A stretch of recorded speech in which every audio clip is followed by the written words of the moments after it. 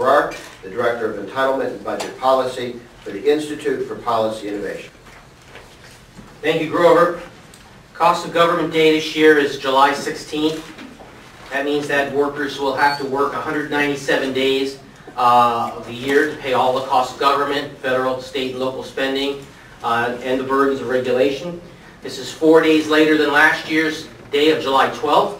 The increase is due to the biggest factor, all levels of government increasing, regulation, spending, but the biggest factor, state and local spending, is soaring. We have these wonderfully new, more liberal state governors and legislators elected in 2006, and they are already having their effect.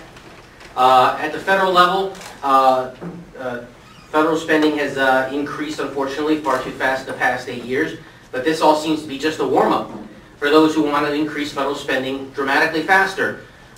We had the battle last year over the S-CHIP program, where President Bush proposed a 20% increase in S-CHIP, but that apparently wasn't enough. The Senate wanted to double spending for S-CHIP. The House wanted to triple spending for S-CHIP. This is on top of a long-term federal entitlement crisis, where the entitlement promises we've already made are completely unsustainable and overwhelming. And instead of addressing that, we have our political leaders in Congress seem to want to just add new entitlement programs. So in addition to S-CHIP, we have proposals for the biggest entitlement of all, national health insurance. Let's just throw that on top of everything else. Even though the projections for the long-term federal entitlement crisis are that it will, the federal government would double relative to the economy over the next 35 years. Instead of addressing that, we see politicians proposing, in fact, just new entitlement programs on top of the ones we already had, which couldn't be more irresponsible. An interesting note, federal deficit is, of course, is not a driver, is not a measure of the size of the government, nor is it a major driver of the economy. But it's interesting to note that before the adoption of the so-called stimulus package, the federal deficit had declined to $162 billion, or just 1.2% of GDP. This was an enormous decline in 3 years, from 3.6% of GDP and $412 billion just 3 years earlier.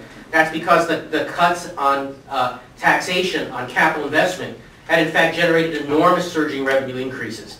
So despite the increases in federal spending, the booming revenues from capital investment were in fact actually closing the deficit. And then Congress decided on a bipartisan basis the deficit was getting too small, and they adopted the so-called stimulus package.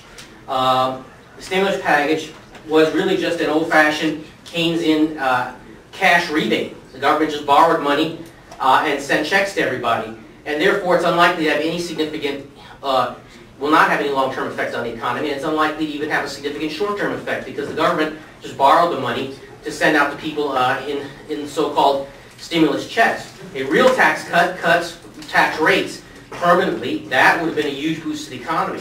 The federal deficit is now more than doubled in large measure primarily because of this stimulus package, which is not going to have any significant long-term stimulus and perhaps no short-term stimulus either.